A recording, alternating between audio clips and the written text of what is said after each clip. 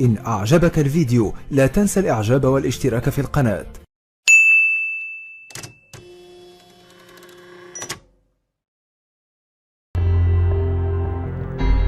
La politique du général Guillaume, basée sur l'affront, les vexations et les coups de force, aboutit à l'assaut définitif contre le sultan Sidi Mohammed Ben Youssef le 20 août 1953.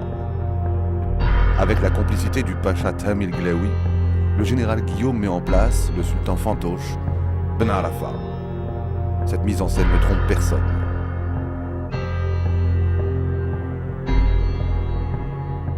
في هذه المرحلة التي اعتبر الفرنسيون أنهم أوقعوا المغرب في فراغ، الملك منفي والقيادة الوطنية في السجون والمنافي والمغرب فارغ. فلهذا جاءت فكرة أن الملك في القمر. تلك كانت مرحلة من مراحل لهب الحماس وخلق إيمان بمثول وبأهداف لا يستطيع الفرنسيون أن يعتبروها مادية فيمسوها أو يقضوا عليها أو كذا أو كذا أو كذا. فاش كان 20 غشت وأول مرة بكيت، زعما بكيت لأن هذا نتيجة العجز. كيفاش زعما نخليو الفرنسيين يوصلوا لهذه الدرجة. وكنت في هذيك الفترة كنت منخرط مع مجموعة مع خالية اللي كانت عندها علاقات بالدار البيضاء في هذيك الفترة في هذا العمل التحضيري للعمل المسلح. أيها المسلمون، إننا لا نطلب منكم إلا أن تكونوا مستعدين للكفاح الأكبر ضد الاستعمار برمته. L'instant, c'est parti. Et il est parti d'une manière dispersée au départ, parce que la direction politique qui avait l'expérience d'organiser et de centraliser était soit dans les prisons, soit à l'exil, soit hésitante vis-à-vis des recours à la violence.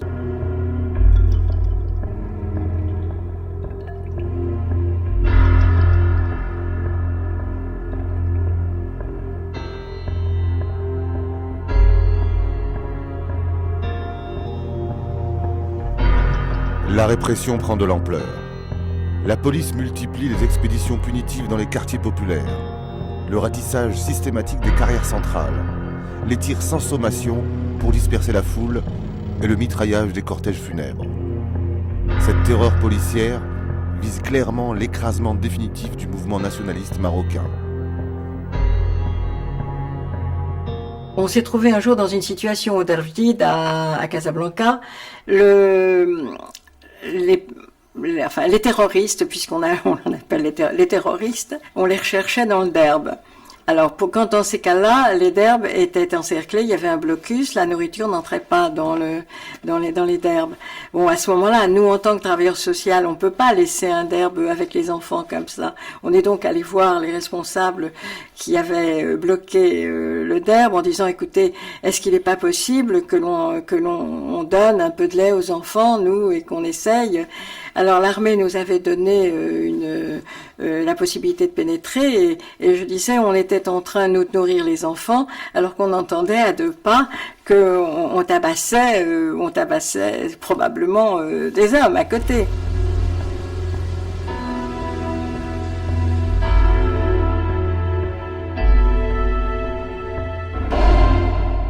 العملية اللي تشدينا عليها كانت عملية ضد رجال الدراك مشهورة، راه عندنا في الملفات ديالنا كان ضدهم المعركة. تصور أن جدارمي ولا مجموعة ديال الجدارمية بغيتي تقتلها وتحطي في يديها اش غادي يعملوا لك؟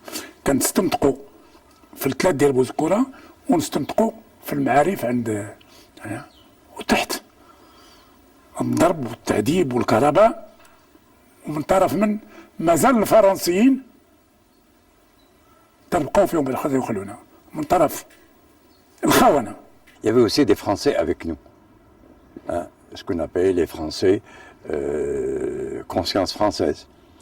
Et il y avait des socialistes, des communistes, des religieux, des catholiques, et il y avait aussi des capitalistes. Je peux citer quelques noms parce qu'on n'a pas le droit de ne pas en parler aujourd'hui. Le Maigre du Breuil, qui a été assassiné. Les Mazella, le journalisme. Luigi Le Barreau, Jean-Charles Legrand, le grand avocat. Ceux-là étaient nos compagnons. Le mouvement Conscience française va être appuyé sur, disons, ce plan de la presse qui lui est totalement hostile dans son ensemble, par le journal Maroc Presse. Maroc Presse, créé par donc Henri Sartou, avec l'aide de Le Maigre du Breuil. Henri Sartou, un ancien commandant, donc très courageux, prend des positions très claires pour toujours soutenir la nécessité du retour du roi et qu'on appelait le retour du sultan à l'époque, puisqu'on ne parlait pas du roi Mohamed V, le retour du sultan, pour revenir au droit, pour revenir à sortir de l'administration directe, enfin tous les combats qui étaient menés par les Marocains eux-mêmes, pour arriver à être chez eux-mêmes et non pas, comme ils disaient toujours, nous sommes les seuls qui chez nous sommes à étrangers.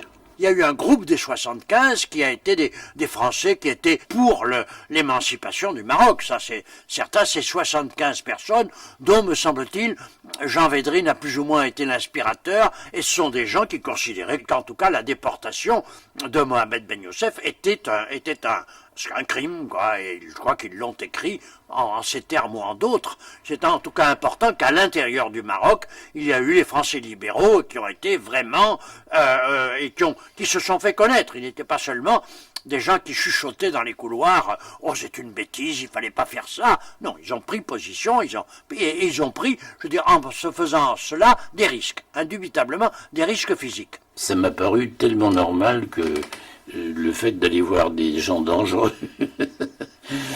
parmi les Ben Barka et compagnie, que j'ai connus d'ailleurs déjà très tôt, je ne m'en rappelle plus quand, dans le déroulement, mais en tout cas déjà pendant ces périodes, et des gens comme ça, donc les nationalistes de l'Istiklal ou bien du PDI, c'est ça? Oui, du PDI, etc. Donc tout de suite, j'ai eu des contacts avec eux. Et je répète, sans aucune difficulté, et aidé par un certain nombre de Français qui étaient là, et qui étaient bien disposés, dont Rianne faisait partie d'ailleurs. Et il y avait un type qui était très actif, mais qui a disparu, qui est hors jeu maintenant, qui était Bertrand Schneider. Il est très, très actif, Bertrand aussi. Et puis d'autres, quelquefois on était une quinzaine, quelquefois davantage, enfin, etc. Mais c'était très précieux parce qu'en même temps, certains d'entre eux étaient plus politiques français, enfin plus engagés dans la politique française que moi, qui m'intéressais à la politique française en général, mais je n'ai jamais été dans un parti politique, je sais pas. Il ne faut pas oublier que le sultan était compagnon de la Libération et qu'il avait été décoré par le général de Gaulle. Et envoyé en exil un compagnon de la Libération, c'était quand même... Oui, vous disiez pas de langue de bois, je n'ai pas de langue de bois pour ça. Et nous avons tous été, enfin beaucoup, nous avons été ulcérés par cette politique à laquelle nous ne pouvions rien. C'était le rabat qui décidait tout. Mon père va continuer, lui, bien sûr, alors devant les tribunaux militaires, notamment à Fès, des procès assez importants, et il explique pourquoi la résistance marocaine, après le départ, après la manière dont on a chassé Mohamed V. Tout est interdit. Le rassemblement de plus de 3 personnes est interdit, les syndicats sont interdits, les manifestations publiques sont interdites, les journaux sont interdits, il ne reste rien au peuple marocain que ce que vous appelez le terrorisme.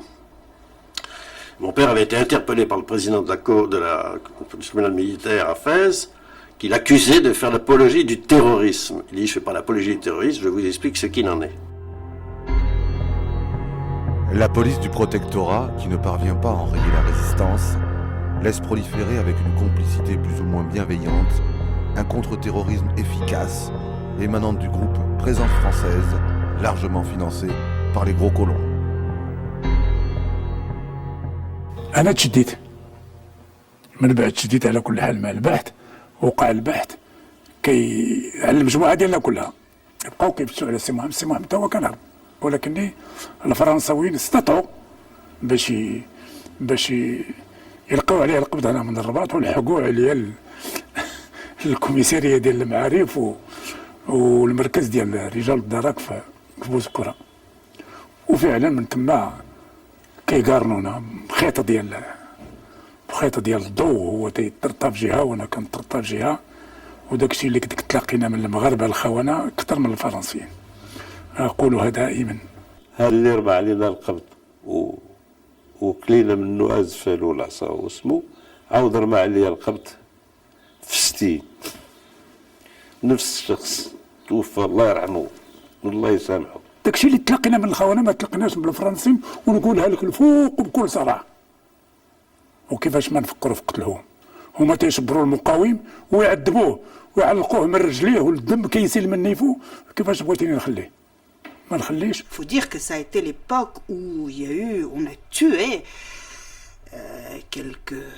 des gens, ces gens-là, c'est ce qu'on appelait le khawana. Je me souviens, il y avait beaucoup de photos de papa, par exemple décoré de la Légion d'honneur par juin, et je revois maman prenant toutes les photos, les unes après les autres, et découpant, ne laissant que la tête de mon père, découpant la tête, le bras, tout ce qui pouvait être une trace de cette période, tellement on avait peur. Et il y avait des chansons populaires, on n'entendait que ça. Les traîtres, il faut leur faire ceci, les traîtres, il faut leur faire cela.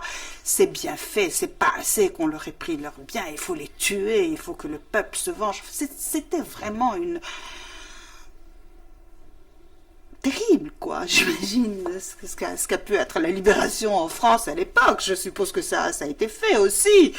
On a rasé les filles, on a déchu des gens de leurs droits civiques. C'était ça, exactement. Il y a eu quelques règlements de compte.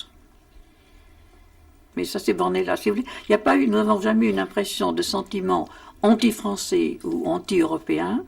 Mais on a eu des règlements de compte. Quelquefois, il y avait des gens qui avaient été très durs sur leur ferme avec leurs ouvriers. Et là, oui. Mais il y en a eu très très peu. Il y en a eu plus dans le nord. À Marrakech, on peut les compter sur le doigt d'une main.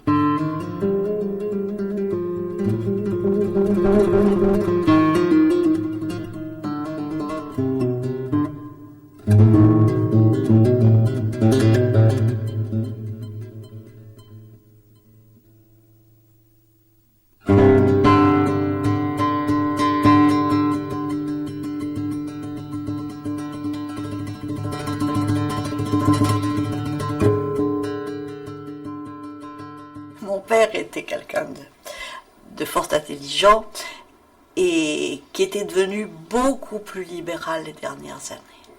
Beaucoup, beaucoup plus. Il a dû voir venir les choses.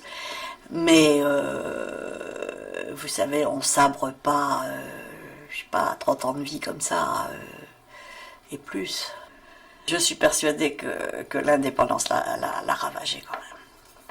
Je suis persuadée qu'il y a une relation de cause à effet. J'ai toujours été persuadée. C'était dur pour eux, vous savez.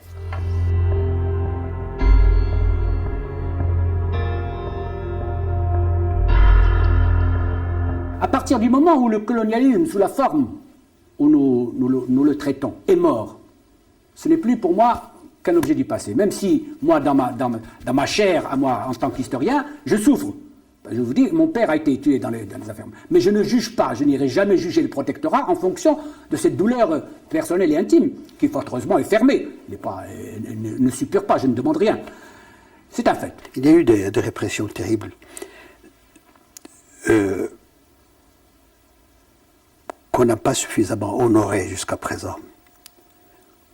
Ni ceux-là, qui sont partis dans l'anonymat, que ce soit ceux que nous connaissons et qu'on n'a pas honoré suffisamment, parce que beaucoup sont morts pendant la résistance, beaucoup sont morts après l'indépendance. Il reste peu. Il reste, sans vouloir être exhaustif, des hommes extraordinaires comme Moulay Abdeslam Jbli, qui vit dans la discrétion totale, dans l'humilité totale, que ce soit Saïd Bounailat, que ce soit Si Mohamed Mansour. Je trouve qu'à l'occasion du 50e anniversaire, que ce soit le parti de l'Istiqlal ou l'USFP, dont sont issus la majorité de ces résistants, devrait, à mon avis, rendre hommage aux disparus et honorer ceux qui sont encore en vie. C'est une nécessité pour garder la mémoire du Maroc intacte.